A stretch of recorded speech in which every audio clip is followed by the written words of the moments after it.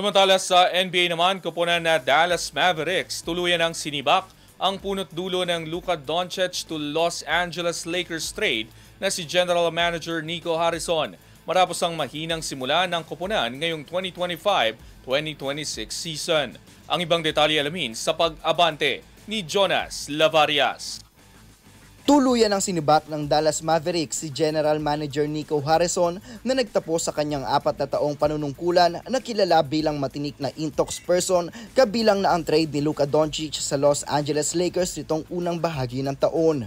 Ang pagpapatalsik kay Harrison ay kasunod ng mahinang 3-8 na simula ng Mavericks ngayong 2025-26 NBA season na nagbura ng siglang dulot ng kanilang 2024 finals run at ng pagpili kay Cooper Flagg bilang unang overall pick noong nakaraang draft. Ayon kay Mavericks owner Patrick Dumont, ang desisyon ay sumasalamin sa kanilang patuloy na pangako sa pagtatag ng isang championship caliber na organisasyon na maghahatid ng tagumpay para sa mga manlalaro, shareholders at mga tagahanga.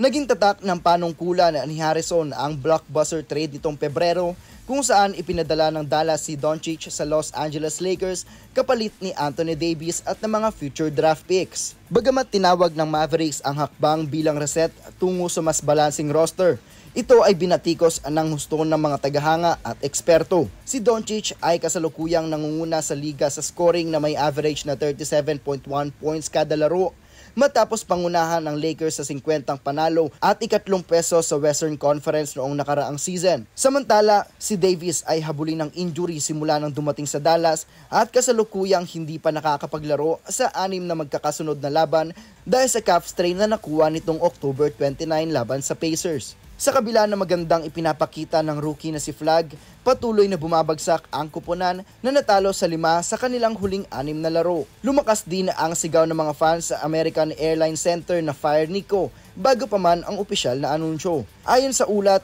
agad na kumilos si Dumont dahil sa pangit na simula ng kupunan upang patatagin ang direksyon ng prangkisa. Ang 52 anyos na si Harrison ay nanguna para sa Mavericks simula 2021 at nakatanggap pa ng multi-year extension nitong nakaraang Hunyo 2024 matapos dalhin ang kupunan sa NBA Finals. Pansamantalang pamumunuan ni Michael Finley at Matt Riccardi ang front office bilang co-interim general managers habang nagsasagawa ang Mavericks ng komprehensibong paghahanap para sa permanenteng kapalit ni Harrison.